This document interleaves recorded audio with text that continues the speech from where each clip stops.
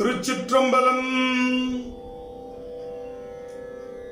வேற்றாகி விண்ணாகி நின்றாய் போற்றி, மீளாமையாள் என்னை கொண்டாய் போற்றி, ஊற்றாகி உள்ளே ஒளித்தாய் போற்றி, ஓவாத சத்தத்து ஒலியே போற்றி, ஆற்றாகி எங்கே அமர்ந்தாய் போற்றி, ஆரங்கம் நாள் வேதமானாய் போற்றி, காற்றாகி எங்கும் கலந்தாய் போற்றி, கையிலை மலையானே போற்றி போற்றி.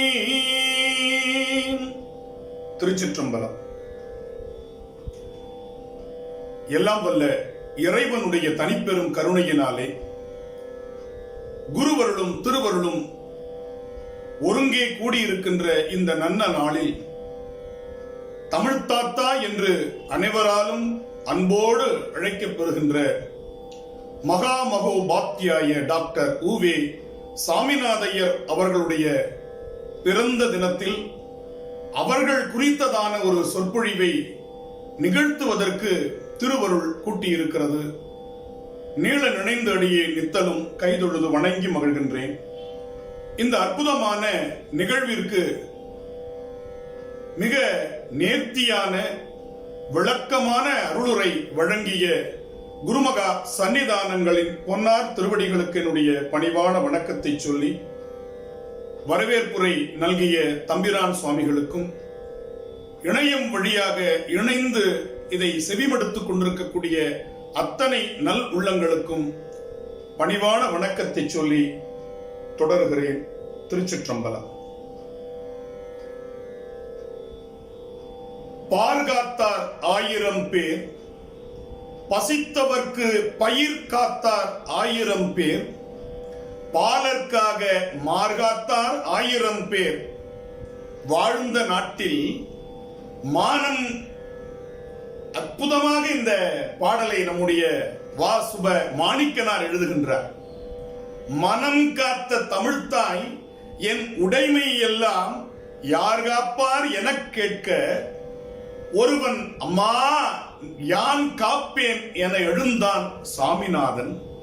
நீர் காத்த தமிழகத்தார் நெஞ்சில் உள்ளான், நிலை காத்த இமயத்தின் நெற்றி மேலான் என்று வாயார புகழ்ந்து பாடுகின்றார். இந்த உலகத்தில் பார்காத்தவர் இருக்கிறார்கள் 1000 பேர், பயிர் காத்தவர்கள் இருக்கிறார்கள் 1000 பேர், குழந்தைக்காக தம்முடைய மார்காத்தவர்கள் 1000 தாய்மார்கள் இருக்கிறார்கள். ஆனால் என் உடைமையெல்லாம் யார் காப்பார் யார் காப்பார் என்று தமிழ்த்தாய் ஏங்கி நின்ற பொழுது, அம்மா நான் இருக்கிறேன், இந்த தமிழ் ஓலைச்சுவடிகளிலிருந்து பதிப்பு பணியாக நூல்களாக இந்த தமிழை நான் காப்பேன் என்று சாமிநாதன் என்கின்ற புதுவ தமிழன் எழுந்தான் என்று பேராசிரியர் வாசுப மாணிக்கனார் அவர்கள் புகழ்ந்து சொல்வார். தமிழ் தாத்தா, அப்பா அம்மா இல்லாத தமிழுக்கு தாத்தா மட்டும் உண்டா. எவ்வளவு அழகான ஒரு நிலை பாருங்கள். தமிழுக்கு தாயும் அல்ல தந்தையும் இல்லை, ஆனால் தாத்தா மட்டும் உண்டு. அதை அழகாக சிங்கப்பூரில் வாழ்கின்ற தமிழர் ஆக்கி வரதராசனார் என்பவர் சாமிநாத வெண்பா என்றே அவருடைய வாழ்க்கை வரலாற்றை வெண்பா வடிவில் எழுதி தந்திருக்கிறார். அதில் அவர் குறிப்பிடுகிறார், அம்மாவோ அப்பாவோ ஆறும் இல்லா எம் மொழிக்கு தப்பாமல் வந்தார் இத்தாத்தாவும் என்று குறிப்பிடுகிறார்.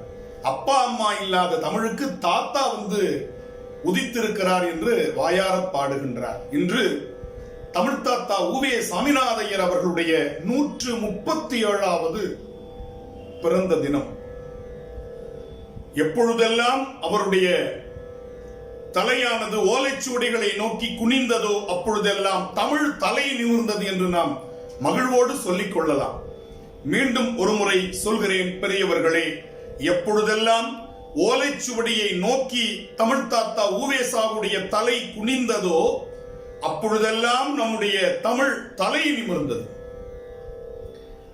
1942 தமிழ் தாத்தா அவர்கள் மறைந்து விட்டார்கள் சுதந்திரம் பெறுவதற்கு முன்னால். ஆனால் இந்திய நாடு தமிழ்நாடு சுதந்திரம் பெறுவதற்கு முன்னால் தமிழை சுதந்திரமாக கொண்டாட வைத்தவர் நம்முடைய தமிழ் தாத்தா. மறந்து போகக்கூடாது. தமிழ்நாடு சுதந்திரம் பெறவில்லை, இந்தியா சுதந்திரம் பெறவில்லை. ஆனால் தமிழ் தாத்தா உவே சாமிநாதையர் அவர்களால் தமிழ் அதற்கு முன்பாகவே சுதந்திரம் பெற்று அற்புதமான விடுதலை வேட்கையோடு 4 புறங்களிலும் பரவ காரணமாக இருந்தது. மறக்க முடியுமா அவருடைய தமிழ் பற்றை, தமிழ் பணியை? சாதாரணமாக நாம் எண்ணிவிட முடியாது. எவ்வளவு கடினப்பட்டு தம்முடைய உடைமையெல்லாம் இழந்து சுகம் துக்கம் என்பதையெல்லாம் பாராமல் வாழ்நாள் முழுவதுமாக 1855 தோன்றியவர் நம்முடைய தமிழ் தாத்தா. 1855, 2 நூற்றாண்டுகளில் அவருடைய சாதனைகள் 20 நூற்றாண்டுகளாக பேசப்பட வேண்டிய சாதனைகள். 2 நூற்றாண்டுகள். 19ஆம் நூற்றாண்டில் தோன்றுகிறார், 20ஆம் நூற்றாண்டில் அவர் விண்ணுலகம் செல்கிறார். இந்த 2 நூற்றாண்டுகளிலும் கால்டுவெல் ஒப்பிலக்கணம் படைக்கிறார். திராவிட மொழிகளில் இருந்து அற்புதமான இலக்கணங்களை எல்லாம் ஒப்பிட்டு ஆராய்ந்து அவர் திராவிட மொழி குடும்பம் என்கின்ற ஒரு கொள்கையை தமிழகத்தில் முதலாக தருகின்றார். ஆனால் அவருக்கு கிடைக்காத புறநானூறு, அவருக்கு கிடைக்காத பத்துப்பாட்டு, அவருக்கு கிடைக்காத குறுந்தொகை நம்முடைய தமிழ் தாத்தாவால் இந்த தமிழகத்திற்கு கிடைத்தது. ஓலைச்சுவடிகளில், பரன்களில், உரிகளில் தொங்கிக் கொண்டிருந்த சுவடிகள் எல்லாம் தமிழ் தாத்தா கண்பட்டதும் பதிப்புகளாக, நூல்களாக மலரத் தொடங்கின என்றால் அது மிகையாகாது. உத்தமதானபுரம் அவர் வாழ்ந்த ஊர். கீழச்சூரிய மூலை ஐயா பிறந்த ஊர். கீழச்சூரிய மூலை என்பது அவர் பிறந்த ஊர். உத்தமதானபுரம் அவருடைய சொந்த ஊராக இருக்கிறது. அவருடைய தந்தையார் வேங்கட சுப்பிரமணியன், வேங்கட சுப்பு என்று அவரை சொல்வார்களாம். அவர் மிகச் சிறந்த இசை வித்வான். அவருடைய குடும்பம் அந்த இசையை நம்பி வாழ்ந்து கொண்டிருந்தது உத்தமதானபுரத்தில். தந்தையார் பல இடங்களுக்கு இசை நிகழ்ச்சிகளை நடத்தி அதன் மூலம் கிடைக்கக்கூடிய பொருள் கொண்டு அற்புதமாக வாழ்ந்து வருகிறார். தம்முடைய மகனாக தோன்றிய சாமிநாதன் அவருடைய இயற்பெயர் அல்ல பெரியவர்களே. அதற்காக நான் காத்துக் கொண்டிருக்கிறேன் அந்த இடத்தை சொல்வதற்காக.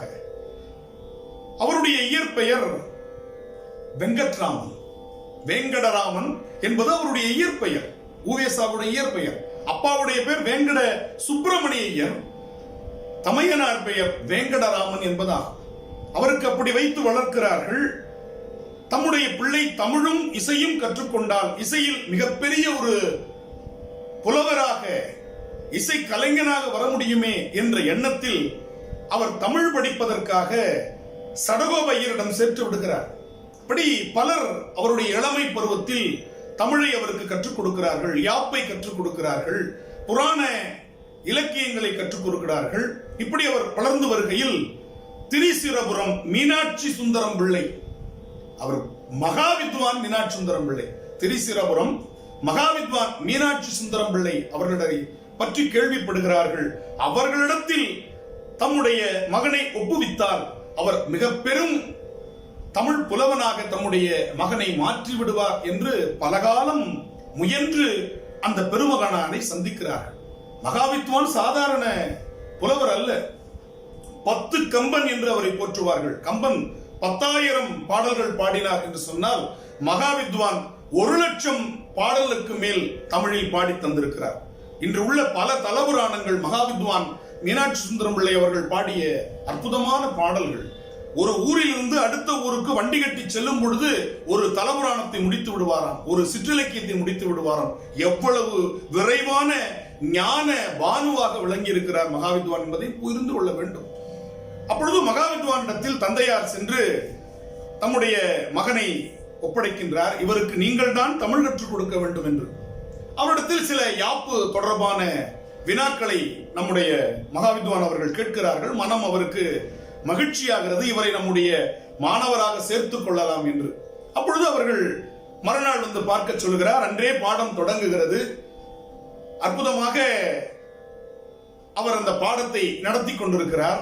அப்படி நடத்தி கொண்டிருக்கும் பொழுது விருதாச்சல ரெட்டியாரிடம் யாப்பு பாடம் கேட்டதை அவர் நினைவு கூறுகிறார். இந்த செய்திகள் எல்லாம் அரியலூர் சடகோப ஐயங்காரிடம் பாடம் சொன்னதை நினைவு கூறுகிறார். தம்முடைய மாணாக்கருடைய அந்த கல்வி தகுதியையும் புலமையையும் எண்ணி எண்ணி மகாவித்வான் தமக்கு தெரிந்த அத்தனையும் இந்த பிள்ளைக்கு சொல்லிக் கொடுத்து விட வேண்டும் என்று முடிவு செய்கிறார். அந்த நிலையில் உன்னுடைய பெயர் என்ன என்று கேட்கிறார். வெங்கடராமன் என்றார். ஏன்? எங்களுடைய குடும்பம் திருமலை வெங்கடாஜலபதியை வணங்கக்கூடிய குடும்பம், எனவே எனக்கு வெங்கடராமன் என்று பெயர் வைத்தார்கள் என்று பெருமையோடு சொல்கிறார். சரி, உன்னை வீட்டில் எப்படி அழைப்பார்கள் என்று கேட்கிறார் மகாவித்வான். சாமா சாமா என்று அழைப்பார்கள் என்று சொல்லுகிறார். உடனே மகாவித்வான் சொல்லுகிறார், சாமா என்பது சாமிநாதன் என்பதனுடைய சுருக்கம் அல்லவா, எனவே இன்று முதல் நீ சாமிநாதன், நான் உன்னை அப்படித்தான் அழைக்கப் போகிறேன் என்று சொல்லிவிடுகிறார். அன்று முதல் தம்முடைய குருநாதருக்காக நினைத்து பாருங்கள், குரு பக்தி எப்படி இருக்க வேண்டும் என்று நினைத்து பாருங்கள். தம்முடைய குருநாதருக்காக தாம் அதுவரை பழகி கொண்டிருந்த தன்னுடைய இயற்பெயரை சாமிநாதன் என்றே மாற்றிக் கொள்ளுகிறார் நம்முடைய தமிழ் தாத்தா. அது முதல் சாமிநாதன். அப்பொழுது கூட அவர் குறிப்பிடுகிறார், வெங்கடராமா வெங்கடராமா என்னை அழைக்கும் பொழுது நான் திரும்பி பார்ப்பேன், சாமிநாதா என்று அழைக்கும் பொழுது திரும்புவதற்கு எனக்கு சில காலங்கள் பிடித்தது. அந்த பெயர் என் மனதில் அழுத்தமாக பதிவதற்கு திடும் என வேங்கடநாதன் என்று வந்துவிடும் நாக்கு நுனி வரை. ஆனால் என்னுடைய குருநாதர் நினைவுக்கு வந்தவுடன் என்னுடைய பெயரை யாராவது கேட்டால் சாமிநாதன் என்று சொல்ல தொடங்கினேன் என்று எழுதுகிறார் என் சரித்திரத்தில். வரலாற்று நூல் என் சரித்திரம். ஒவ்வொரு தமிழனும் படிக்க வேண்டிய ஒரு நூல் என் சரித்திரம். சாமிநாத ஐயருடைய அந்த என் சரித்திரம் இருக்கிறது அல்லவா, அற்புதமான ஒரு நூல். அதை படித்தால் ஒவ்வொரு தமிழனும் எவ்வளவு பெரிய தமிழ் சொத்துக்கு சொந்தக்காரன், எவ்வளவு பெருமைக்கு உரியவன் இந்த தமிழன் என்ற பெருமிதம் ஒவ்வொருவருடைய உள்ளத்திலும் தனியாக எழும் என்பதில் மாற்று கருத்து இருக்க முடியாது. மிக விரிவாக 800 பக்கங்களுக்கு மேல் எழுதுகிறார். தம்முடைய ஆசிரியர் மகாவித்வான் மீனாட்சி சுந்தரம் பிள்ளை அவர்களுடைய வரலாற்றை மகாவித்வான் மீனாட்சி சுந்தரம் பிள்ளை அவர்கள் சரித்திரம் என்று 3 பாகங்களாக அற்புதமாக வெளியிடுகிறார் நம்முடைய தமிழ் தாத்தா அவர்கள். அதுல அவர் எழுதுற அந்த குரு பக்தியை இன்னைக்கு நம்ம குழந்தைகளுக்கு சொல்லி கொடுக்கணும். அது என்னவோ அடிமைத்தனம் என்று நினைத்து விடுகிறார்கள். வணங்குவது கூட அடிமைத்தனம் என்று நினைக்கக்கூடிய ஒரு சமூகத்தில் நாம் வாழ பழகிவிட்டோம். ஒருவருக்கொருவர் அன்பை பரிமாறிக்கொள்வதிலும் மரியாதை பரிமாறிக்கொள்வதிலும் அடிமைத்தனம் இல்லை, அதில் அன்புதான் இருக்கிறது.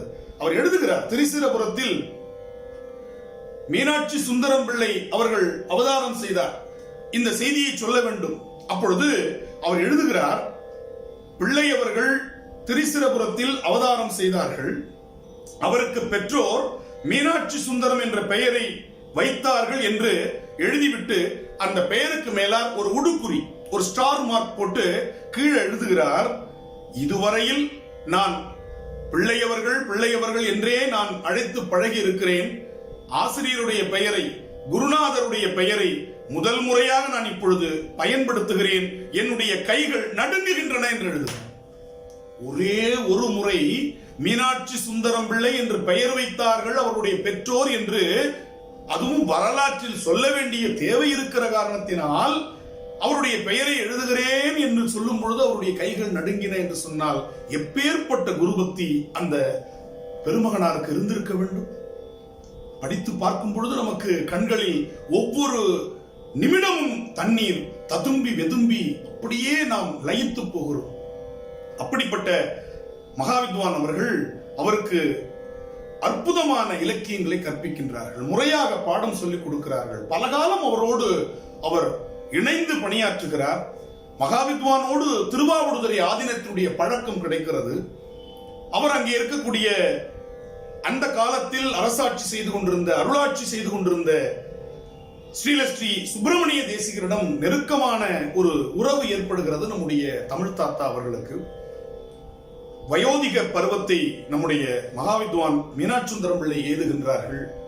கடைசி வரை தன்னுடைய மாணவர்களுக்கு பாடம் சொல்லிக் கொடுத்து கொண்டே இருக்கிறார்கள். அவருடைய நிறைவான நேரம், அந்த நேரத்தில் அற்புதமாக ஆசிரியர் தம்முடைய தழுதழுத்து ஒன்று கேட்கிறார். பலருக்கும் புரியவில்லை. ஆனால் அந்த ஆசிரியருடைய நிழலாகவே தொடர்ந்த ஊவேசா புரிந்து கொள்ளுகிறார், நம்முடைய ஆசிரியர் திருவாசகம் பாடச் சொல்லி கேட்கிறார் என்று.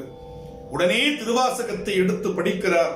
அதை கேட்டுக்கொண்டே ஆசிரியருடைய ஆன்மா இறைவனுடைய திருவடியில் நைக்கிறது. எப்பேற்பட்ட உள்ளம்! தன்னுடைய சீடனுடைய திருவாக்கினால் திருவாசகம் கேட்கப்பட்டு ஒரு ஆசிரியருடைய ஆன்மா இறைவனுடைய திருவடி நிழலில் கலக்கிறது என்று சொன்னால் எத்தனை குருநாதருக்கு அப்படிப்பட்ட வாய்ப்பு கிடைக்கும்? அதை எழுதுகிறார் நம்முடைய சிங்கப்பூர் தமிழர் ஆக்கி வரதராசனார் எழுதுகிறார். அன்னவர் ஆவி அடுத்த நொடி போய்விடும் தன்னளவில் ஓர்ந்து தவிப்பு உற்றான், பின்னர் ஒருவாறு தேறி உரைத்தான் செவியில் திருவாசகம் என்னும் தேன். எவ்வளவு அழகான வெண்பா பாருங்க. அன்னவராவி அடுத்த நொடி போய்விடும் தன்னளவில் ஓர்ந்து தவிப்பு உற்றான், அந்த நிலையை அப்படியே உள்வாங்கி எழுதுகிறார். பின்னர் ஒருவாறு தேறி உரைத்தான் செவியில் திருவாசகம் என்னும் தேன். அந்த திருவாசகம் என்னும் தேன் என்பது தொல்லை இரும்பிறவி சூழும் தலை நீக்கி அள்ளலறுத்து ஆனந்தமாக்கியது, எல்லை மறுவா நெறியளிக்கும் வாதவூர் எங்கோன் திருவாசகம் என்னும் தேன். அந்த சொல்லை அப்படியே அந்த ஈற்றடியை எடுத்துக்கொண்டு மேலே உள்ள அற்புதமான அடிகளை புனைகிறார். எவ்வளவு பெரிய செய்தி பாருங்க. ராகவையங்கார் ஊவேசாவுடைய பணிகளை சொல்லும் பொழுது, ஏடு தேடி அலைந்த ஊர் எத்தனை, இங்கே கிடைக்குமா அங்கே இருக்கிறது என்று யாராவது சொன்னால் கிளப்பி விடுவார். பசி தூக்கம் எதையும் மறந்து விடுவார். அந்த குமரகுருபரருடைய அற்புதமான ஒரு பாடல் உண்டு. மெய்வருத்தம் பாரார் பசி நோக்கார் கண் துஞ்சார் எவ்வவர் தீமையும் மேற்கொள்ளார் செவ்வி அருமையும் பாரார் அவமதிப்பும் கொள்ளார் கருவமே கண்ணாயினார். இதற்கு ஒரே எடுத்துக்காட்டு ஊவே சாமிநாதையர் என்று சொன்னால் அது மிக இல்லை. இந்த பாடலுக்கு எனக்கு ஒரு எடுத்துக்காட்டு ஒருத்தரை காட்டணுங்க. தமிழகத்துல கேட்டீங்கன்னா தமிழ் தாத்தா ஊவே சாமிநாதையர் சொல்லிட்டு நம்ம விட்டுறலாம். அதுக்கு மேல பேசுறது அதிக பிரசங்கிதான். எவ்வளவு பாருங்க, மெய் வருத்தம் பாரார், ஒவ்வொன்றுக்கும் அவருடைய வாழ்க்கையில எடுக்க முடியும். பசி நோக்கார் கண் துஞ்சார், கெஞ்சி கேட்பாராம், வணங்கி கேட்பாராம், விழுந்து கேட்பாராம், எனக்கு இந்த ஓலைச்சுவடிகளை கொடுத்து விடுங்கள் என்று. ஆனால் நம்மவர்கள் அந்த மூட நம்பிக்கையில் மூழ்கி கிடந்தவர்கள் இதை தீயிலிடுவோம் அல்லது நாங்கள் ஆற்றிலிடுவோம் என்று இடுவார்களாம். அப்பொழுது அவர் தீயிலிட்ட ஓலைச்சுவடிகளை தம்முடைய மேலாடையை கொண்டு அதன் மேல் போர்த்தி அந்த தீ அனைத்து கைகளெல்லாம் அந்த தீப்புண்ணினால் வேதனை உறுவதை தாங்கிக் கொண்டு தமிழ் சுவடி இத்தனை கிடைத்தது என்று மகிழ்ச்சி அடைந்து அந்த சுவடிகளை எடுத்துக்கொண்டு ஓடுவார். அதுபோல் எந்த கரையில் சுவடிகளை அவர்கள் ஆற்றில் இடுகிறார்கள் என்பதை பார்த்துக் கொண்டு மறுகரையில் காத்திருந்து மூழ்கி அந்த ஆற்றில் இட்ட ஓடைச்சுவடிகளை எல்லாம் எடுத்துக்கொண்டு வந்து தம்முடைய இல்லத்தில் சேர்த்து அதை பதிப்பிக்கும் பணி. நினைச்சு பார்க்க முடியாத பணி.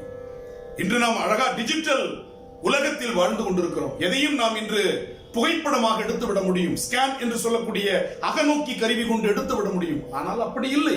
அன்று சுவடி பிடிக்கவும் தெரிந்திருக்க வேண்டும், பதிப்பிக்கும் ஏடு பிடிக்கவும் தெரிந்திருக்க வேண்டும். அதை எப்படி நூலாக்கம் செய்வது, தாளில் அச்சு ஊடகத்தில் எப்படி கொண்டு வர வேண்டும் என்ற கலையும் தெரிந்திருக்க வேண்டும் ஒரு பதிப்பாசிரியருக்கு.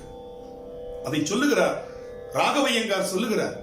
ஏடு தேடி அலைந்த ஊர் எத்தனை, எழுதி ஆய்ந்த குறிப்புரை எத்தனை. ஊவேசாவுடைய பதிப்புகளை எடுத்து அந்த முன்னுரையை படிச்சுட்டான ஒருத்தன் அந்த நூல்ல என்ன சொல்லி இருக்குங்கிறத நூலை படிக்காமலே சொல்லிவிட முடியும். அந்த ஊவேசா முன்னுரையை நல்ல மனசுல வச்சுக்கிட்டு பேசினான்னா பார்க்கிறவர்கள் இந்த நூலை அவன் பலமுறை படித்திருக்க வேண்டும் என்ற உணர்வை அது ஏற்படுத்திடும். ஒரு புறநானூறு முன்னுரை எழுதுற இதுல எத்தனை புலவர்கள் வருகிறார்கள், எத்தனை அரசர்கள் புலவர்களாக இருந்திருக்கிறார்கள், எத்தனை அரசர்கள் போற்றப்படுகிறார்கள், எத்தனை ஊர்கள் சங்ககால ஊர்கள் அதில் குறிப்பிடப்பெறுகின்றன, இதில் எந்த விதமான அணிநலன்கள் இருக்கின்றன, இதில் எப்படிப்பட்ட காட்சி அமைப்பு இருக்கிறது, புறத்திணையில் இது எந்த இலக்கணத்தை சார்ந்து இருக்கிறது, இது எப்படிப்பட்ட நிலையில் பாடப்பட்டிருக்க வேண்டும், திணை என்ன, துறை என்ன, பாடியவன் சூழல், பாடப்பட்டவனுடைய சூழல், அதில் வரக்கூடிய இசைக்கருவிகள், தாளக்கருவிகள், அங்கே இருக்கக்கூடிய ஊர் சூழல், அந்த காலத்தில் இருந்த கால சூழல், மன்னர்களுடைய ஆட்சி முறை, இவ்வளவு அந்த புறநானூற்று முன்னுரையை படிச்சா புரிஞ்சிடும். அக்கு வேறு ஆணி வேறு என்று சொல்வார்களே, அதுபோல மிக தெளிவாக ஒரு முன்னுரையை கொடுத்து விடுகிறார். அந்த முன்னுரையை மட்டும் படிச்சுட்டு புத்திசாலியா இருந்தான்னா புறநானூரை புரட்டி பார்த்ததை போல பேசிவிட முடியும். அதை எழுதுகிறார் ராகவையங்கார். எழுதி ஆய்ந்த குறிப்புரை எத்தனை, அப்படியே இருக்கிறது அப்படியே பதிப்பிக்கல அவர். அதை குறிப்புரை எழுதுகிறார். பாடுபட்ட பத தெளிவு 2 ஓலைச்சுவடி கிடைக்கும். தேவார சுவடிகள்ல 2 கிடைச்சிடும். ஒரு பாட்டுல ஞானத்தால் தொழுவார் சிலை ஞானிகள், ஞானத்தால் தொழுவார் சிவஞானிகள். அப்ப சிலை ஞானிகள்னா என்ன, சிவஞானிகள்னா என்ன, எது சரியாக இருக்கும்? ஔவையாருடைய ஒரு பாடல் கிடைக்கிறது. நாம் இதுவரை இந்த பாடலை தவறாகவே சொல்லிக் கொண்டிருக்கிறோம். தெளிவாக நீங்கள் பதிவு செய்து கொள்ள வேண்டும். நெல்லுக்கு இறைத்த நீர் வாய்க்கால் வழியோடி புல்லுக்கும் அங்கே பொசியுமாம் தொல்லுலகில் நேரிசி வெண்பா தனிச்சொல் தொல்லுலகில் நல்லார் ஒருவர் உளரேல் அவர் பொருட்டு. இதுவரை நம்ம என்ன சொல்லுவோம்? எல்லாருக்கும் பெய்யும் மழை, எல்லாருக்கும் பெய்யும் மழைன்னு சொல்லிட்டு இருக்கோம். இல்லை, பதிப்ப தெளிவா படிச்சோம்னா ஓலைச்சுவடியில் எப்படி இருக்குன்னா ஆவும் ஏவும் ஒரே மாதிரி இருக்கு. நல்லார் என்பதற்கு எதிர்ச்சொல் எல்லார் அல்ல. நல்லார் என்று சொன்னதனால் இன்னொரு சொல் அல்லார் என்ற எதிர்ச்சொல் தான் வர வேண்டும். அர்த்தாபத்தி நியாயம் இது. ஒன்று நல்லார்னு சொல்லிட்டாங்கன்னா அதற்கு அடுத்தது அல்லாராகத்தான் இருக்க வேண்டும். ஏன்னா எல்லார் என்று சொன்னாலே அதுல நல்லாரும் அடங்கி விடுகின்ற காரணத்தினால் குறிப்புரை எழுதுறார். எல்லார் என்று சொல்லிவிட்டால் நல்லார் அதில் அடங்கி விடுவார். ஆனால் நல்லார் என்று தனித்து சொல்லி இருப்பதால் நல்லார் ஒருவர் உளரேல் அவர் பொருட்டு அல்லார்க்கும் பெய்யும் மழை. நல்லவர்களால் கெட்டவர்களுக்கும் நல்லது அல்லாதவர்களுக்கும் மழை பெய்கிறது என்பதுதான் இதனுடைய பொருளாக இருக்க வேண்டும் என்று எழுதுகிறார். எத்தனை பேர் இதை இப்படி பார்த்திருப்போம்? எத்தனை புத்தகங்கள் இப்படி திருத்திய பதிப்பு போட்டிருக்கிறாங்க. நல்லார் ஒருவர் உளரேல் அவர் பொருட்டு எல்லாருக்கும் பெய்யும் மழை, எல்லாருக்கும் பெய்யும், இப்படியே படிச்சுட்டு இருக்கிறோம். ஆனால் எல்லார் இல்லை. ஏவும் ஆவும் தமிழ் ஓலைச்சுவடிகளில் ஒரே மாதிரியாக காட்சி தருவதால் இந்த குழப்பம் எடுபட்டிருக்கிறது என்று எழுதுகிறார். எனவே ஆ என்று சொன்னால்தான் இதற்கு பொருத்தமுடையதாக இருக்கும். எனவே அல்லார்க்கும் பெய்யும் மழை என்று எழுதுகிறார். எவ்வளவு நுணுக்கம் பாருங்க. அப்படியே அவர் பதிப்பிக்கல. ஒவ்வொன்றிலும் குறிப்புரை, பத உரை, விளக்க உரை என்று எழுதுகிறார். பாடுபட்ட பத தெளிவு எத்தனை, பன் நெறிக்கண் பொருட்துணிவு எத்தனை. பொருட்துணிவு இதுவா எது சரியாக இருக்கும்? இது இந்த காலத்திற்கு எது பொருந்தி வரும்? ஓலைச்சுவடியில புள்ளி இருக்காதுங்க. ஒத்த கொம்பு ரெட்ட கொம்பு வித்தியாசம் இருக்காது. ராவும் துணக்காலும் வித்தியாசம் இருக்காது. நாவும் நாவும் நமக்கு தெரியாது சரியா. காவும் சாவும் புரியாது. ஒரு இடத்துல இருக்கு. நடுவுல போன பின்னேன்னு இருக்கு. ரெண்டு சுழி ரன்னகரம். ஒத்த கொம்பு போன பின்னேன்னு இருக்கு. இத இப்ப நம்ம இந்த இலக்கணத்தை வச்சுக்கணும். புள்ளி வச்சுக்கலாம். ஒத்த கொம்பு ரெட்ட கொம்பு வித்தியாசப்படுத்தலாம். பொருள் வருமாறு பார்க்கணும். இதை நம்ம இப்ப பொன பின்னேன்றத பொன் பின்னேன்னு எடுத்துக்கலாம். பொன் பின்னே ஏன்னா புள்ளி வச்சு. ரெட்ட கொம்பு ஆக்குங்க. போன பின்னேன்னு எடுக்கலாம். போன பின்னே இல்லையா? பொன் பின்னே போன பின்னே இப்படி எல்லாம் எடுத்துட்டு பார்த்துட்டு வந்துட்டு அவர் எழுதுறாரு. எவ்வளவு அழகா பாருங்க. இந்த இது பொன் பின்னேவும் அல்ல, போன பின்னேவும் அல்ல, ஒரு அரசனுடைய அன்பை சொல்லுகிறது. எனவே முதலில் இருக்கக்கூடிய போ என்பதில் தொணக்கால் ராவாகத்தான் இருக்க வேண்டும், இடையினரா. எனவே இப்ப தொணக்கால் ராவாயிடுச்சுன்னா அங்கே இருக்கிறது பே, அதில் நெடிலாக்குங்கள். பே அப்படின்றது நெடிலா வரும். பேர் அன்பினனே, பேரன்பினனேன்னு அதை எடுக்கிறாங்க. எவ்வளவு பொருள் துணிவு, எவ்வளவு ஞானம் இருந்திருக்க வேண்டும் அந்த புலவனுக்கு. நினைத்து பாருங்கள். பொனபினனேன்னு இருக்கு. புள்ளி இல்ல, தொணக்கால் வித்தியாசம் இல்ல, ரா வித்தியாசம் இல்ல, ஒத்த கொம்பு ரெட்ட கொம்பு வித்தியாசம் இல்ல. ஆனால் இது பேரன்பினனே என்று வரணும். பேரன் பின்னேன் கூட எழுதிக்கலாம், பேரனுக்கு பின்னாடின்னு. ஆனால் பேர் அன்பினனே என்று வருகிறது என்று குறிக்கிறார். அப்ப ஒவ்வொன்றுத்திலும் எமபெருமான் இருக்கும். எம்பெருமான் படிச்சாகணும். எமபெருமான அப்படின்னு இருக்கும். அப்ப எமபெருமான சொல்றாரா எம்பெருமான சொல்றாரா முன்ன பின்ன பார்க்க வேண்டி இருக்கிறது. ஓலைச்சுவடியை பார்க்கும் பொழுது அந்த குரு பக்தி என்ன, ஓலைச்சுவடி எழுதும் பொழுது முதல்ல குரு வணக்கம் தான். குரு வணக்கம் தான். குருவினுடைய திருவடிக்கு தான் வணக்கம் சொல்லுவாங்க. குருவே துணை என்றுதான் ஓலைச்சுவடி எழுத தொடங்குவார்கள். அந்த கையில ஒரு ஓலைச்சுவடி எழுத்தாணி இருக்கும். அந்த எழுத்தாணியில முனைப்பகுதி கூரா இருக்கும். அதனுடைய வால் பகுதியில பாத்தீங்கன்னா கத்தி இருக்கும். அதை சீவரத்துக்கு வச்சிருப்பாங்க. அதுல கூறி அந்த ஓலைச்சுவடிகளை சீவி அதை இது பண்ணுவாங்க. அப்புறம் 2 துளையிட்டு அதை அடுக்கி கட்டுவார்கள். இதை கட்டுவதும் பிரிப்பதுமே ஒரு அழகான கலை. ஓலைச்சுவடிக்கு எந்த விதமான பாதிப்பும் இல்லாமல் அதை பாதுகாப்பதற்கு சுக்கு,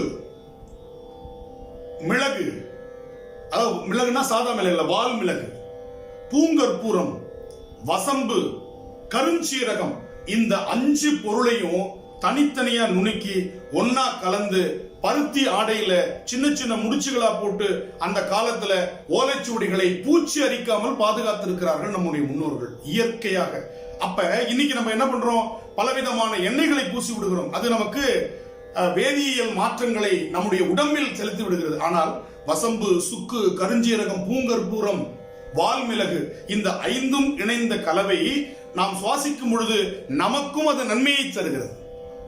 அப்ப மனிதர்களுக்கு இயல்பாக நன்மையும் தந்து பூச்சையும் அண்டவிடாமல் செய்கின்ற அற்புதமான கலையை நம்முடைய முன்னோர்கள் தெரிந்து வைத்திருக்கிறார்கள். மஞ்சள் துணியால் மஞ்சள் தோய்த்து அதை காய வைத்து ஈரம் உலர்ந்தவுடன் அந்த துணியால் ஓலைச்சுவடிகளை சுற்றி வைக்கின்ற அற்புதமான நிகழ்வுகள் இருந்திருக்கின்றன அந்த காலத்தில். அப்படி ஒவ்வொன்றாக நம்முடைய தமிழ் தாத்தா உவேசா அவர்கள் பாதுகாத்து அந்த சுவடிகள் எல்லாம் திரட்டி அவர் முதலில் பதிப்பித்த அற்புதமான சுவடி எது என்று சொன்னார், சீவக சிந்தாமணி. ஜைன நூலை தான் முதல்ல அவருக்கு முழுமையாக கிடைக்கிறது. தமிழ் தாயினுடைய அற்புதமான மணியாக விளங்கக்கூடிய சிந்தாமணியாக விளங்கக்கூடிய அந்த ஓலைச்சுவடியை அற்புதமாக பதிப்பிக்கின்றார். சீவக சிந்தாமணியை 1887 பதிப்பிக்கின்றார். முதல்ல 87 அவர் பதிப்பிக்கின்றார் சிவக சிந்தாமணியை. அதுக்கு அடுத்ததாக திருக்குடந்தை புராணத்தை அவர் பதிப்பிக்கின்றார்கள். அது பிறகு அவர் நெல்லைக்கு சுவடிகள் தேடி புறப்படுகிறார். 1888 நெல்லையில் பல சுவடிகள் இருக்கின்றன என்று கேள்வி உறுகிறார். அந்த நெல்லைக்கு பயணப்படுகிறார். அங்கே பல சுவடிகள் கிடைப்பதாக தெரிந்து கொண்டு அதிலிருந்து எடுத்துக்கொண்டு வந்து திரும்பவும் தன்னுடைய இல்லம் சார்ந்து அவற்றை பதிப்பிக்கின்றார். அப்படி கிடைத்த சுவடிதான் 1889 பத்துப்பாட்டு மூலம், அதை தொடர்ந்து பத்துப்பாட்டு மூலமும் உரையும் அவர் அழகாக பயன்படுத்துகின்றார்.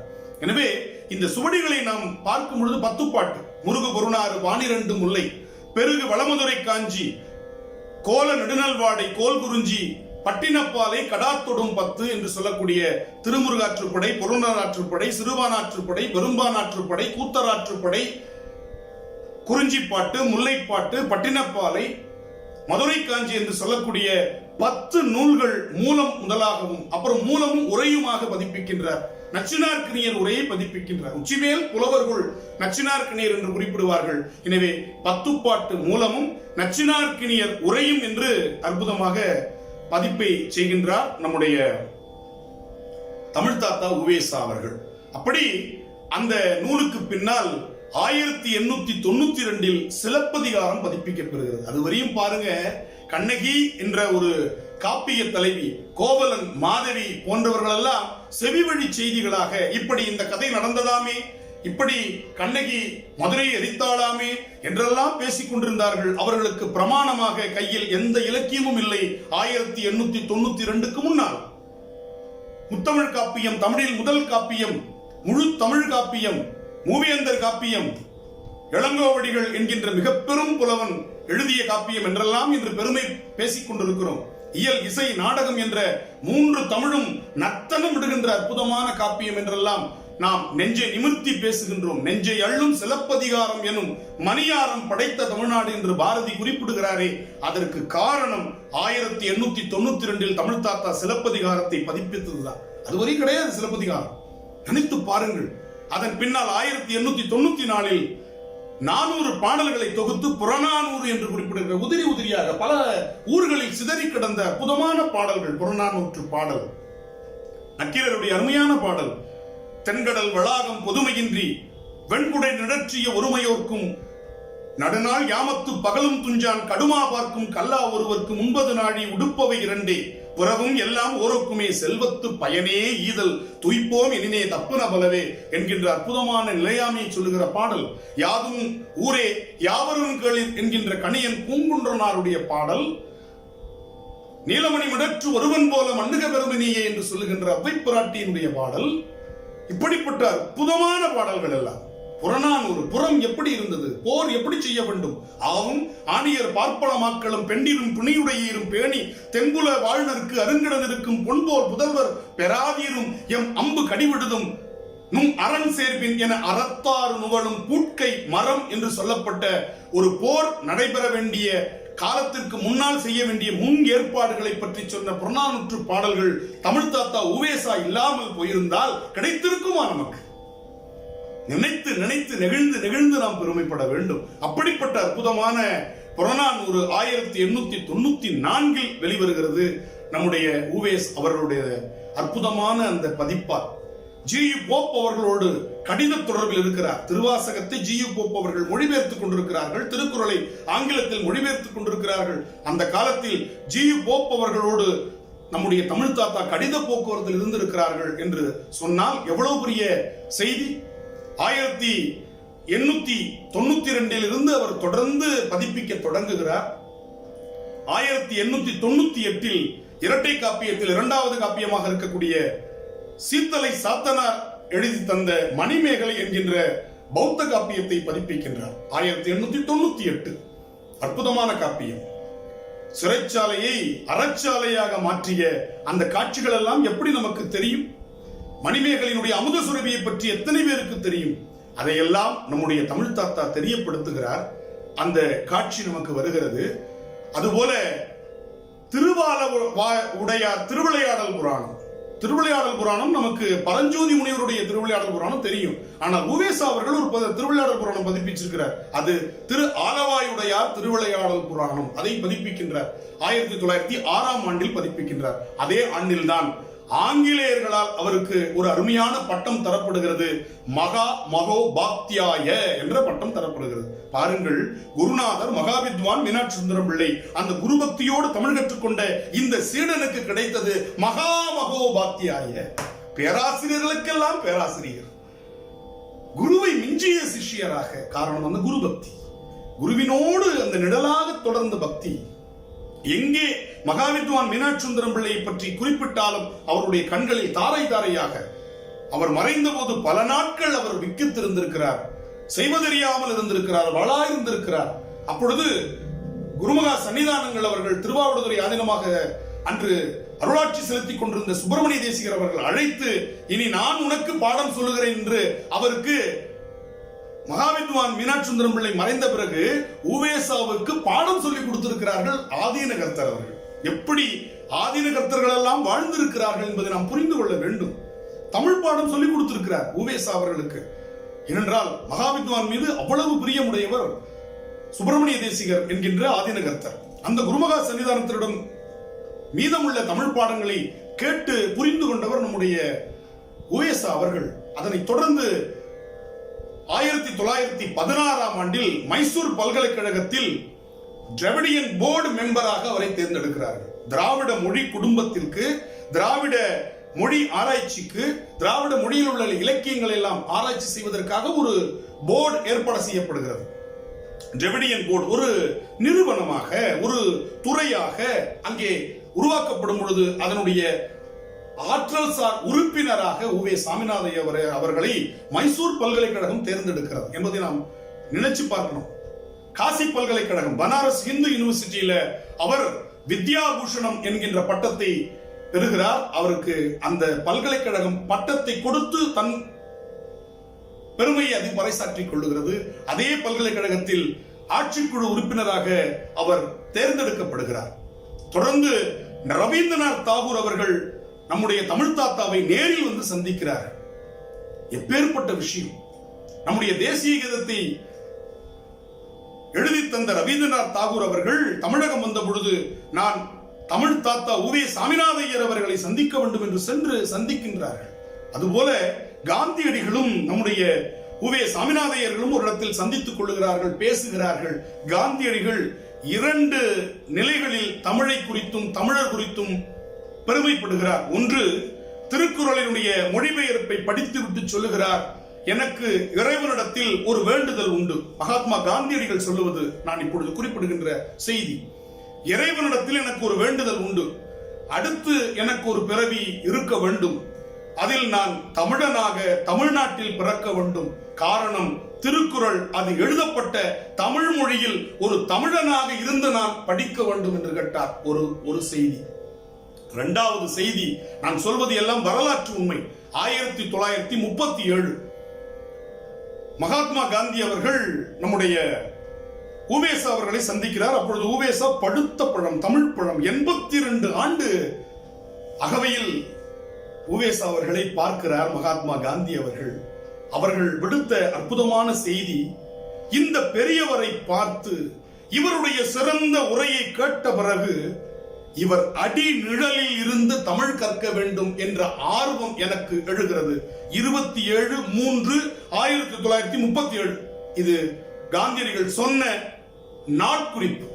தெளிவா 27/3 மார்ச் மாதம் 27ஆம் தேதி 1937 காந்தியடிகள் இந்த குறிப்பை தருகிறார்.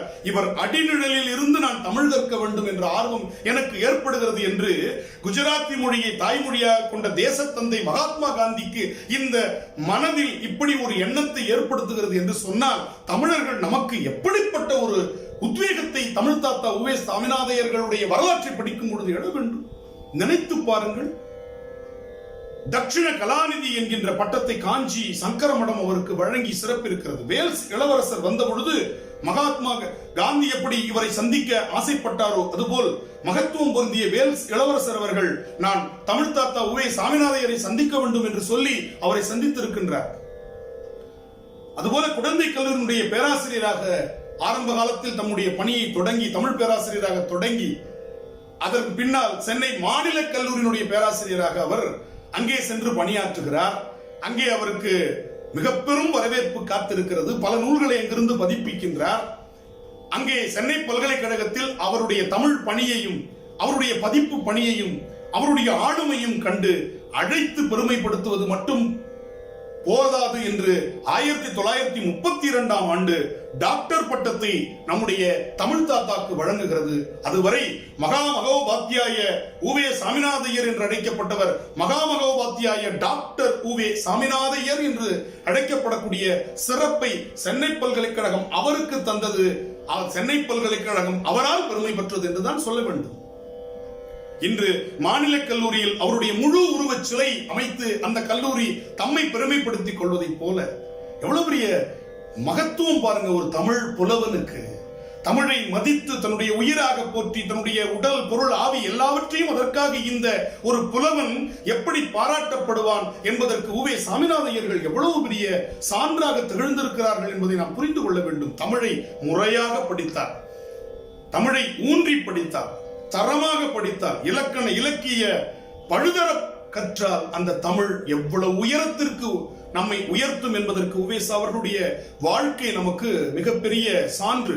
80 வயது நம்முடைய உவே சாமிநாதையர் அவர்களுக்கு அந்த வயதில் குறுந்தொகை திருந்திய பதிப்பை அவர் வெளியிடுகிறார். 80 வயதுல குறுந்தொகை பதிப்பு வருகிறது. அருமையான பாடல்கள், குறுந்தொகை பாடல்கள். யாயும் ஞாயும் யாராகியரோ எந்தையும் நுந்தையும் எம்முறைகளில் யானும் நீயும் எவ்வழி அறிதும் செம்புல பெயல் நீர் போல அன்புடை நெஞ்சம் தாங்கலந்தனவே என்று சொல்லுகிற பாடல் தெரியாமலே போயிருக்குமே.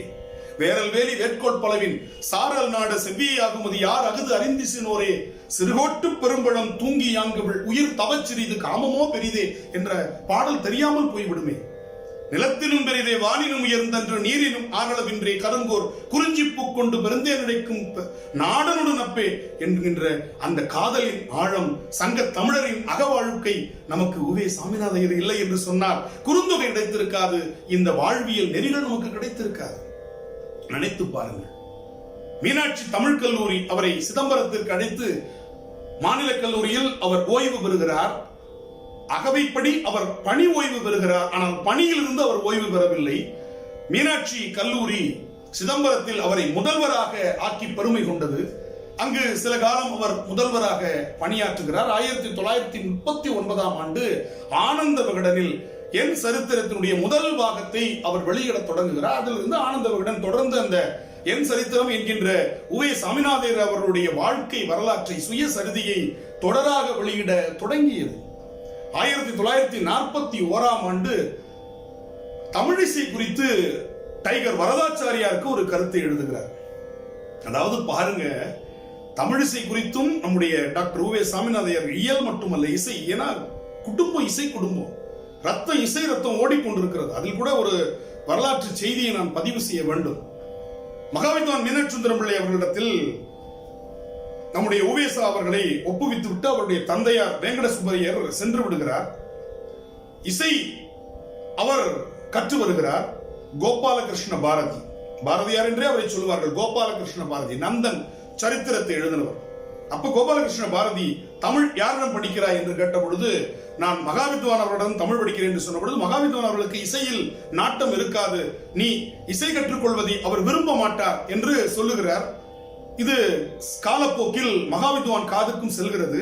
மகாவித்வான் அழைக்கிறார் உவேசா அவர்களை, நீ இசை கற்றுக் கொள்ளுகிறாயா என்று கேட்டார். ஆமா, இசையில் நாட்டம் போனால் இலக்கியத்திலும் இலக்கணத்திலும் புலமை போய்விடும், அப்புறம் உன்னுடைய அபிப்பிராயம் என்று போய்விடுகிறார். தன்னுடைய குருநாதருக்கு இது பிடிக்கவில்லை என்று தெரிந்தவுடன் கோபாலகிருஷ்ண பாரதியிடம் இசை கற்றுக்கொள்வதை நிறுத்தி விடுகிறார். எனக்கு தமிழ் கற்றுக்கொள்ள வேண்டும், இவரிடத்தில் இதை நான் எப்படி வேங்கடராமன் என்கின்ற பெயர் நம்முடைய குருநாதருக்கு உவப்பாக இல்லை, சாமிநாதன் என்கின்ற பெயர் தான் உவப்பாக இருக்கிறது என்று இயற்பெயரை மாற்றிக்கொண்ட அந்த பக்குவம், தன்னுடைய குடும்பம் இசை குடும்பம், அதனால் வாழ்ந்த குடும்பம், அதனால் நம்முடைய வயிற்றுப்பாடு தீர்க்கப்பட்ட நிலையில் கூட தமிழ் படிக்கும் ஆவலால், மகாவித்வான் என்கின்ற குருநாதரிடம் தொடர்ந்து படிக்க வேண்டும் என்ற ஆவலால் இசை வகுப்புக்கு செல்வதை நிறுத்திக் கொள்ளுகிறார். அருமையான குரல் வளம் உடையவர் அவர் நிறுத்தி விடுகிறார். தமிழை முழுமையாக ஒரே நேர்கோட்டில் ஒரே சிந்தனையாக ஒன்றி இருந்து நினைவீங்கள் என்பது போல ஒரு நிறைய மனம் வைத்து தமிழ் படிக்க தொடங்குகிறார் மகாவித்வான் அவர்கள். ஆனால் இசை அறிபவருக்கு இருந்து கொண்டே இருந்தது. 1941ஆம் ஆண்டு டைகர் வரதாச்சாரியார் கர்நாடக இசை தான் எல்லா இசைக்கும் தாய், கர்நாடக இசை தான் எல்லாவற்றுக்கும் அடிப்படை என்று அவர் பிரகடனப்படுத்தும் பொழுது எழுதுகிறார் நம்முடைய உவே சாமிநாத ஐயர். 85 கடந்த அகவையில் எழுதுகிறார், நீங்கள் குறிப்பிடுவது சால பொருத்தம் உடையது அன்று. தமிழிசைதான் உலகத்தினுடைய மூத்த இசை, முதல் இசை. தமிழிசையினுடைய ஆல மரத்தின் விழுதுகள் தான் பிற இசையாக இருக்க முடியும். எனவே தாங்கள் இந்த கருத்தை சற்று மறுபரிசீலனை செய்ய வேண்டும் என்று அவருக்கு பணிவோடு கடிதம் எழுதுகிறார். 1941 தமிழிசை பற்றி நம்முடைய உவேசா அவர்கள். பாருங்க, இலக்கணம் மட்டும் இல்ல, இலக்கியம் மட்டுமல்ல, இசைத்தமிழும் எங்களுடைய தமிழ் இசைதான் உலகத்தினுடைய மூத்த இசை என்பதை நிறுவுவதிலும் தமிழ் தாத்தா முன்னிருக்கிறார். 1941 கனகாபிஷேகம் அவருக்கு செய்யப்படுகிறது. தங்க பூக்களால் கனகாபிஷேகம், கொள்ளு பேரன்கள் எல்லாம் வந்து விட்டார்கள். கனகாபிஷேகம் அவருக்கு அற்புதமாக செய்யப்படுகிறது நம்முடைய உவேசா அவர்களுக்கு. அவர்கள் பதிப்பித்த நூல்கள் பார்த்தீங்கன்னா, கடவுளே கடவுளே கடவுளே, எத்தனை 100க்கும் மேற்பட்ட நூல்கள். ஒரு பட்டியல் இருக்கு.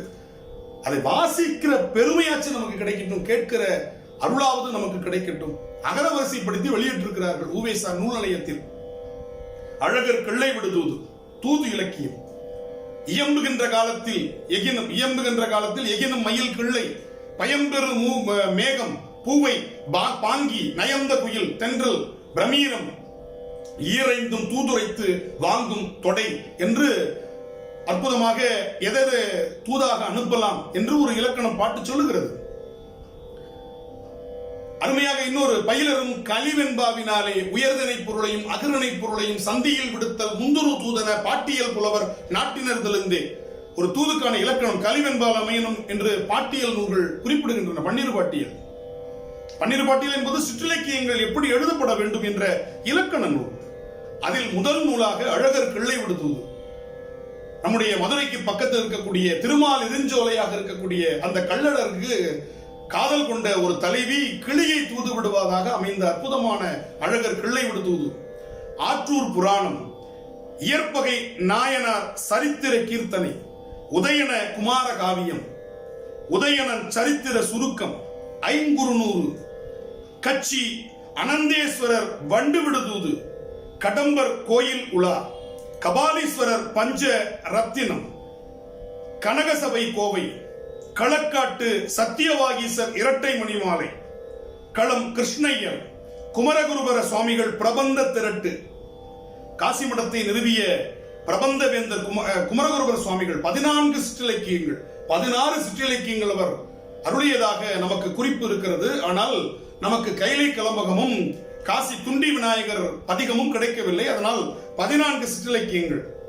மீனாட்சி அம்மை பிள்ளைத்தமிழ், முத்துக்குமார சுவாமி பிள்ளைத்தமிழ், கந்தர் கலிவெண்பா, சிவகாமி அம்மை இரட்டை மணி மாலை, நீதிநெறி விளக்கம், எவ்வளவு நூல்கள், மதுரை கலம்பகம், காசி கலம்பகம் என்று அவர் பாடிய அற்புதமான கலம்பகங்கள் பாடியிருக்கிறார். கலம்பகம் 2 கலம்பகம், அற்புதமான கலம்பகம், மதுரை கலம்பகம், காசி கலம்பகம். கலம்பகம் என்கின்ற 12, 6, 18 உறுப்புகளை கொண்டு பாடக்கூடிய சிற்றிலக்கியம். மீனாட்சி அம்மை குரம் என்று பாடியிருக்கிறார். இப்படியெல்லாம் அவர் பாடி தந்திருக்கிறார். சிதம்பர செய்யுட்கோவை, யாப்பரங்கள காரிகையில் அதனுடைய உதாரண வெண்பாக்கள் எல்லாம் பிற சமயத்தை சார்ந்தவையாக இருக்கின்றன. சைவம் சார்ந்த உதாரண பாடல்களை எழுதி தர வேண்டும் என்று குமரகுருவிடத்தில் கேட்டபொழுது சிதம்பர செய்யுட்கோவை அருளி தருகிறார். அதில் யாப்பரங்கள காரிகையில் வரக்கூடிய அத்தனை யாப்பு விகற்பங்களுக்கும் உதாரண பாடல்கள் சைவம் சார்ந்ததாக நம்முடைய குமரகுருவர் இப்படிப்பட்ட 14 சிற்றிலக்கியங்கள், சகலகலா வள்ளி மாலை, இப்படிப்பட்ட சிற்றிலக்கியங்கள் எல்லாம் தொகுத்து குமரகுருபரர் பிரபந்த திரட்டு முதலாக உவேசா அவர்கள் பதிப்பித்து தருகிறார்கள். 1929ஆம் ஆண்டில் குறுந்தொகை பதிப்பு, கோபாலகிருஷ்ண பாரதியார் பாடல்கள், சங்கத்தமிழும் பிற்கால தமிழும், சங்கர நயினார் கோயில் அந்தாதி, சங்கரலிங்க உலா, சிரமலை கோவை, சிலப்பதிகாரம், சிவக்கொழுந்து தேசிகர் பிரபந்தங்கள், சிவசிவ வெண்பா, சீகாழி கோவை, சீவக சிந்தாமணி, சூரை மாதர் புராணம், செவ்வை சூடுவர் பாகவதம், தக்கையாக பரணி, பரணி கலிங்கத்து பரணி நமக்கு தெரியும். தக்கையாக பரணி என்று ஒரு ஒட்டக்கூத்தர் எழுதிய பரணி, தக்கையாக பரணி. கலிங்கத்து பரணி ஜெயங்கொண்டார் எழுதியது. ஆனால் ஒட்டக்கூத்தர் ஒரு பரணி இலக்கியம் எழுதியிருக்கிறார், அதற்கு தக்கையாக பரணி என்று பெயர். எனவே தக்கையாக பரணி, தண்டவாணி விருத்தம், தனிகாச்சல புராணம், தமிழ் நெறி விளக்கம், தமிழ் விடுதூது, அருமையான இலக்கியம் தமிழ் விடுதூது. அந்த புலவன் எழுதுகிறான், சொக்கநாதர் மீது தமிழை தூது விடுகிறான். இருந்தமிழே உன்னால் இருந்தேன், இமையோர் விருந்து அமிழ்தம் என்றாலும் வேண்டேன். தமிழே உன்னால் நான் வாழ்ந்து கொண்டிருக்கிறேன், தமிழை விட்டு வா, உனக்கு இமயத்தில், அதாவது இமையவர்கள் வாழக்கூடிய இந்திர லோகத்தில் விருந்து தருகிறேன் என்று சொன்னால் எனக்கு அந்த விருந்து வேண்டாம், தமிழ் இன்பம் எனக்கு போதும் என்று அந்த தமிழ் விடுதூது ஆசிரியன், பெயர் தெரியாத ஆசிரியன், தன்னுடைய பெயரை கூட அவன் எங்குமே குறிப்பிடவில்லை, அந்த நூலை ஓலைச்சுவடியிலிருந்து பதிப்பித்து தருகிறார் நம்முடைய உவேசா அவர்கள். அதுபோல தனியூர் புராணம், திரு இளஞ்சி முருகன் உலா, அருமையாக அந்த உலா இலக்கியங்கள் நம்முடைய தொல்காப்பியத்தில் குறிப்பிடுவார்கள். நம்முடைய அரசர்கள், வள்ளல்கள் இறைவன் வரும் பொழுது உலாவாக அதை அற்புதமாக பாடுகின்ற அறிவை, தெரிவை, பேரிளம் பெண், மங்கை மடந்தை, குழந்தையில் தொடங்கி பெண் 7 பருவங்கள், அந்த 7 பருவங்களில் உள்ள பேதை, பெதும்பை, மங்கை, மடந்தை, அறிவை, தெரிவை, பேரிளம் பெண் என்று சொல்லக்கூடிய 7 பருவ மகளிரும் அவரவர்கள் மனநிலைக்கு ஏற்றவாறு அந்த மன்னனை கண்டு மயங்குதலை குறிப்பிடுகின்ற அற்புதமான ஒரு நூல் உலா நூல். அந்த உலா நூலை அவர் பதிப்பிக்கின்றார். திரு இளஞ்சி முருகன் உலா. திருக்கழுக்குன்றம் சிலேடை வெண்பா பாடித் தருகிறார். திருக்காலத்தினாதர் இட்டகாமிய மாலை, திருக்காலத்தினாதர் உலா, திருக்காலத்தி புராணம், திருக்குடந்தை புராணம், திருக்குற்றால சிலேடை வெண்பா, திருத்தணிகை திருவிருத்தம், திரு நீலகண்ட நாயனார் சரித்திரம், திருப்பாதிரி புலியூர் கலம்பகம், திரு புவனைநாதர் உலா, திருப்பெருந்துறை புராணம், திருக்கைலை திரிபந்தாதி, திரு மயிலை யமக அந்தாதி, திருமலை ஆண்டவர் அந்தாதி, குறவஞ்சி, திருவள்ளுவரும் திருக்குறளும் என்ற ஒரு நூல் வந்திருக்கிறது. நம்முடைய உவேசா அவர்கள் பதிப்பித்திருக்கிறார்கள். திருவாரூர் தியாகராச லீலை, திருவாரூர் உலா, திருவாலவாய் உடையார் திருவிளையாடல் புராணம், திருவாவடுதுறை கோவை உலா, நல்லுரை கோவை என்று 4 தொகுதிகளை வெளியிட்டிருக்கிறார்கள். நன்னூல் சங்கர நமச்சிவாயர் உரை, நன்னூல் மயிலைநாதர் உரை, நன்னூல் எத்தனை பாருங்க. அது மாதிரி நான் கண்டதும் கேட்டதும், இதெல்லாம் உவேசாவுடைய கட்டுரைகள். அது மாதிரி நினைவு மஞ்சரி பகுதி 1, நினைவு மஞ்சரி அவருடைய நினைவுகளை எல்லாம் தொகுத்து பகுதி 1, பகுதி 2 என்று அழகாக கொடுத்திருக்கிறார். நீலி இரட்டை மணிமாலை, 10 பாட்டு மூலமும் நச்சினார்க்கினியர் உரையும், பத்திரகிரிநாதர் தென்றல் விடுதூது, 10 பரிபாடல் என்பது நம்முடைய அற்புதமான 8 தொகை, நற்றினை, நல்ல குறுந்தொகை, எங்குநூறு, 10 ஓங்கு பரிபாடல் என்று அடைமொழியோடு ஓங்கு பரிபாடல் என்று வரக்கூடிய அந்த பரிபாடலை தனியாக பதிப்பித்திருக்கிறார். மழலை கோவை, பழனி இரட்டை மணிமாலை, பழனி பிள்ளைத்தமிழ் அருமையான 10 புராணம், 10 பகுதிகளை கொண்டது. காப்பு பருவம், தாளப்பருவம், சப்பானி பருவம், முத்த பருவம், வருகை பருவம், அம்புலி பருவம், அம்மானை பருவம், என்று பெண்பார் பிள்ளை தமிழுக்கு 3 பருவம், வருகை பருவத்தில் வரையும் ஒன்னா வரும். அதுக்கப்புறம் 3 பருவங்கள் பெண்பார் பிள்ளை தமிழுக்கு சிறப்பாகவும் 3 பருவங்கள் ஆண்பார் பிள்ளை தமிழுக்கு சிறப்பாகவும் அம்மானை, ஊசல், கழங்கு, நீராடல் என்று வரக்கூடிய பருவங்கள் பெண்பார் பிள்ளை தமிழுக்கும் சிற்றில், சிறுதேர், சிறுவரை என்கின்ற ஆண்பார் பிள்ளை தமிழுக்கான பருவங்களும் என்று பிள்ளைத்தமிழ் குழந்தையை, அதாவது பாடுவதாக அமைந்தாலும் தன்னால் வணங்கப்படும் அரசனை, இறைவனை குழந்தையாக பாவித்து குழவி மருங்கினும் கிழவதாகும். தொல்காப்பிய நூற்பா, தொல்காப்பியத்தில் வருது, குழவி மருங்கினும் கிழவதாகும். அப்படி அந்த குழந்தையாக பாவித்து பாடுகின்ற பிரபந்தவேந்தர் குமரகுருபரர் 2 பிள்ளை தமிழ் பாடி கொடுத்திருக்கிறார். மீனாட்சி அம்மை பிள்ளை தமிழ் பெண்பார் பிள்ளை தமிழுக்கு, முத்துக்குமாரசாமி பிள்ளை தமிழ் ஆண்பார் பிள்ளை தமிழுக்கு. இதெல்லாம் பதிப்பிக்கிறார் நம்முடைய அற்புதமான தமிழ் தாத்தா அவர்கள். பழனி பிள்ளை தமிழ். அதே போல புகையிலை விடு தூது, தூதுல ஒரு புலவன் புகையிலையை தூது விட்டுருக்கிறான், அதை எழுதுகிறார், அதை பதிப்பிக்கிறார். புகையிலை விடு தூது, பக்த சரித்திரம், பௌத்த தர்மம், பௌத்த சங்கம், இதெல்லாம் கூட பதிப்பிச்சிருக்கிறார். சமயம் தாண்டி தமிழாக இந்த இலக்கியங்களை பார்த்தவர். முதல் நூல் சீவக சிந்தாமணி என்ற ஜைன நூல், மறந்துடக்கூடாது. பல ஜைனர்களோடு தொடர்பில் இருந்தவர், ஆனால் சைவராக வாழ்ந்தவர். நான் இந்த சொற்பொழிவை தொடங்குவதற்கு முன்னால் ஏன் திருநாவுக்கரசருடைய தேவாரத்தை சொல்ல வேண்டும், இதற்கும் அதற்கும் என்ன சம்பந்தம்? இது பக்தி சொற்பொழிவு அல்லவே, இது தமிழ் சொற்பொழிவு, பொது சொற்பொழிவு, ஒரு தனி மனிதனுடைய ஆளுமை பற்றி சொற்பொழிவு. ஏன் திருநாவுக்கரசருடைய தேவாரத்தை நான் தேர்ந்தெடுத்து சொன்னேன்? இதற்கும் ஒரு காரணம் இருக்கிறது. ஊவேசா அவர்கள் சீவக சிந்தாமணி என்கின்ற சமண காப்பியத்தை பதிப்பித்தாலும், சிலப்பதிகாரம் என்ற சமண காப்பியத்தை பதிப்பித்தாலும், புறநானூறு என்ற பொது காப்பியத்தை பதிப்பித்தாலும், மணிமேகலை என்கின்ற பௌத்த காப்பியத்தை பதிப்பித்தாலும், முன்னுரையில் திருநாவுக்கரசருடைய தேவாரத்தை எழுதித்தான் அவர் முன்னுரை எழுதுகின்ற பழக்கம் உடையவர். திருநாவுக்கரசர் தேவாரத்தின் மீது அவ்வளவு பற்றுடையவர் நம்முடைய ஊவேசா அவர்கள். அந்த தாண்டக செய்யுள் ஏதாவது ஒன்றை எழுதிதான் அவர் எழுதுகின்ற பழக்கம். அதனால்தான் இவருடைய அருள் வரலாற்றை சொல்லும் பொழுது திருநாவுக்கரசர் தேவாரத்திலிருந்து சொல்ல வேண்டும் என்ற என்னுடைய உள்ளம் அவாவியது. அதுபோல எல்லா நூல்களையும் பதிப்பிக்கின்றார். புறநானூறு மூலம், புறப்பொருள் வெண்பா மாலை, வெட்சி, கரந்தை, உழிங்கை, நொச்சி, தும்பை, வாகை என்று சொல்லக்கூடிய புறத்திணைகள் அற்புதமாக இருக்கக்கூடிய ஐயனார் இதனார் என்று சொல்லக்கூடிய அற்புதமான புலவர் எழுதிய புறப்பொருள் வெண்பாமலையை பதிப்பிக்கின்றார். நம்முடைய குருமகா சன்னிதானங்கள் அவர்கள் குறிப்பிட்டது போல கொங்குவெளிர் மாக்கதை என்கின்ற பெருங்கதை என்கின்ற மிக பெரும் காப்பியத்தை பதிப்பிக்கின்றார். அதுபோல நிறைய அவருடைய இதுல பார்த்து கொண்டே போலாம். மீனாட்சி அம்மை பிள்ளை தமிழ், மீனாட்சி அம்மை குரம், இதெல்லாம் தனித்தனியாக பதிப்பித்து வெளியிடுகின்றார்கள்.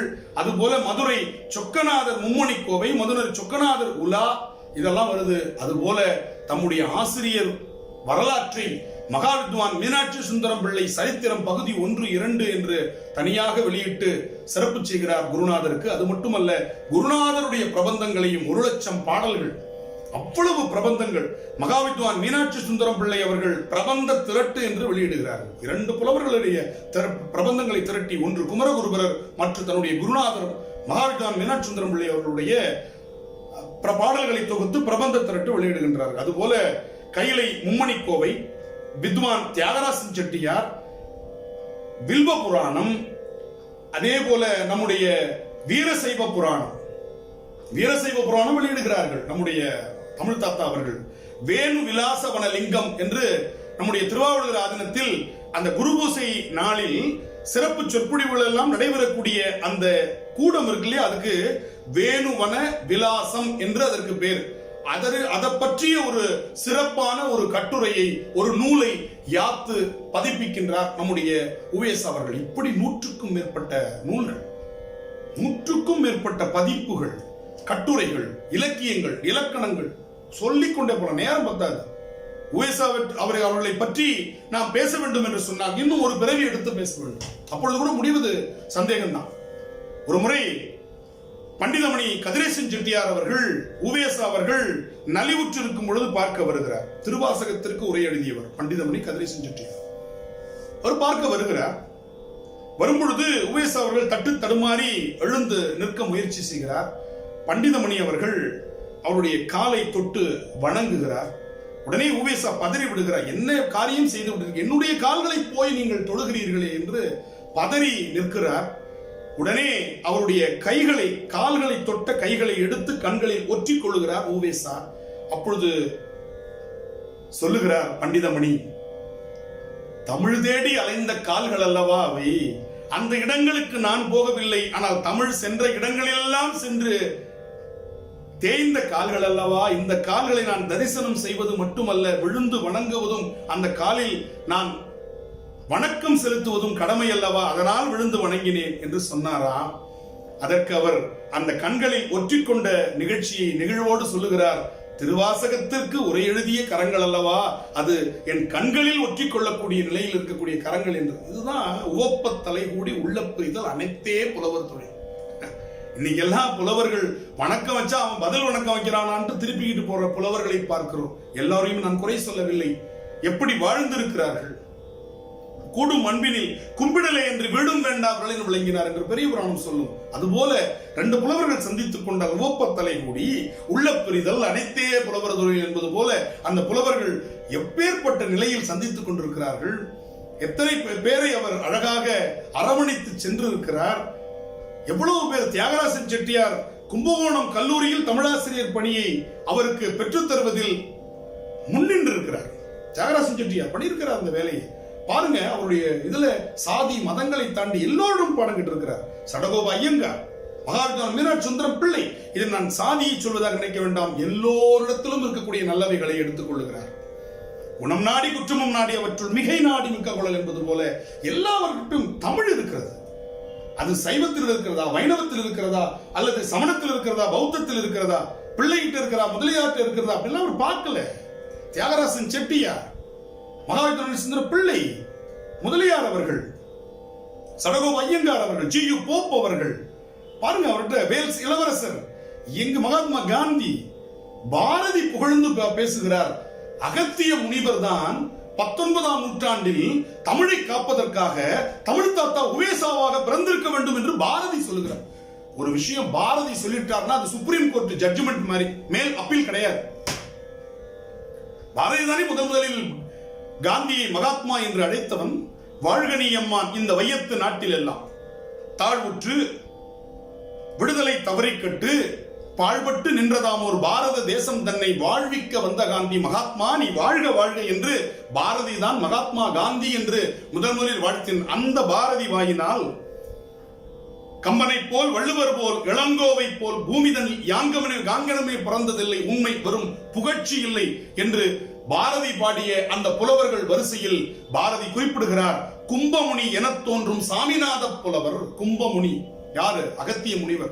கும்பமுனி என தோன்றும் சாமிநாத புலவர். மற்றொரு இடத்துல குறிப்பிடுகிறார். பொதியமலை பிறந்த தமிழ் வாழ்வரியும் காலமெல்லாம் புலவோர் வாயில் துதி அறிவாய், அவர் நெஞ்சின் வாழ்த்து அறிவாய், இறப்பின்றி துலங்குவாயே.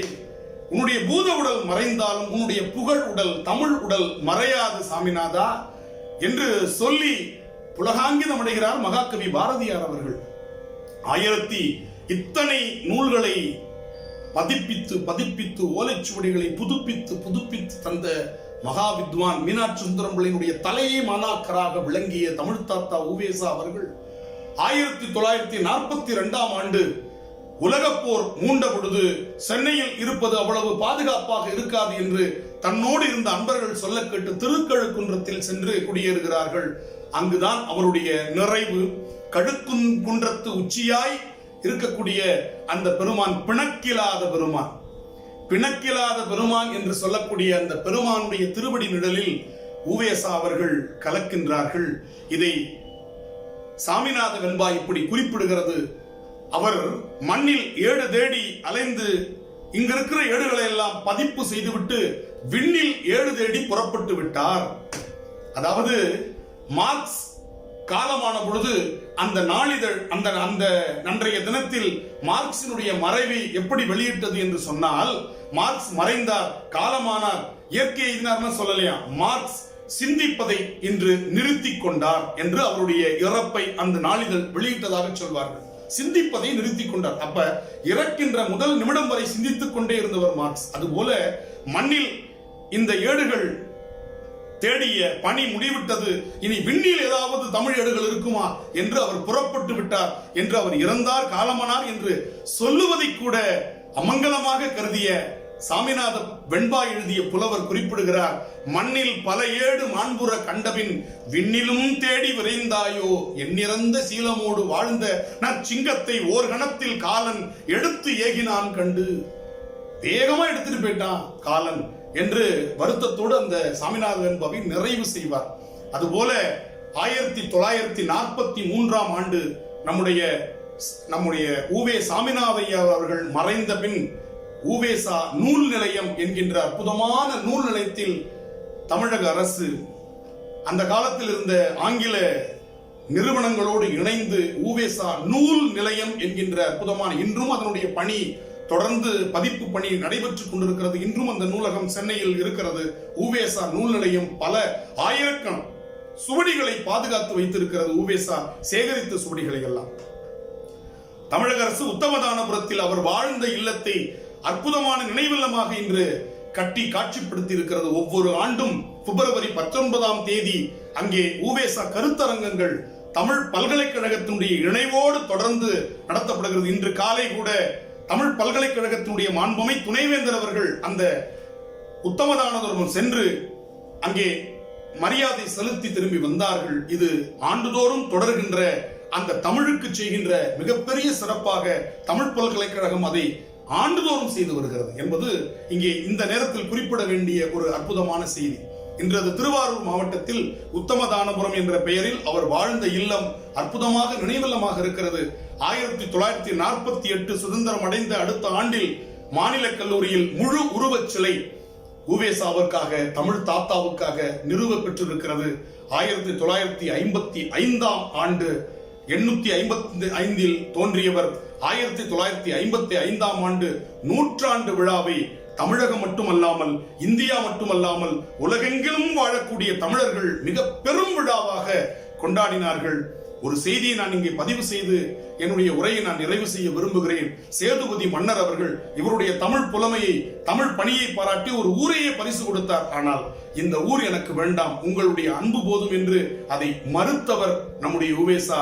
மறுத்ததோடு மட்டுமல்லாமல் தனக்கு சொந்தமான உத்தமதானபுர நிலத்தை பள்ளியாக குழந்தைகளுக்கு கட்டிக்கொள்வதற்கு தானமாக கொடுத்தவர். கொடுத்த தானத்தை நல்லா பாருங்க. ஈயன இறத்தல் இழிந்தன்று அதனது ஈயேன் எனல் அதனினும் இழிந்தன்று கொள்ளன கொடுத்தல் உயர்ந்தன்று. அருமையா புறநானூறு சொல்லுது. இந்தா இதை எடுத்துக்கோ என்று சொல்லி கொடுக்கிறது உயர்ந்த விஷயம். சேதுபதி மன்னர் சொன்னது உயர்ந்த விஷயம். ஆனால் கொள்ளேன் எனல் அதனினும் உயர்ந்தன்று, வேண்டாயா இருக்கிறது போதும், நான் சந்தோஷமா இருக்கு, நீங்களே வச்சுக்கோங்கன்னு சொல்றது அதை விட உயர்ந்தது. அப்படிப்பட்ட உயர்வையும் பார்க்கிறோம்.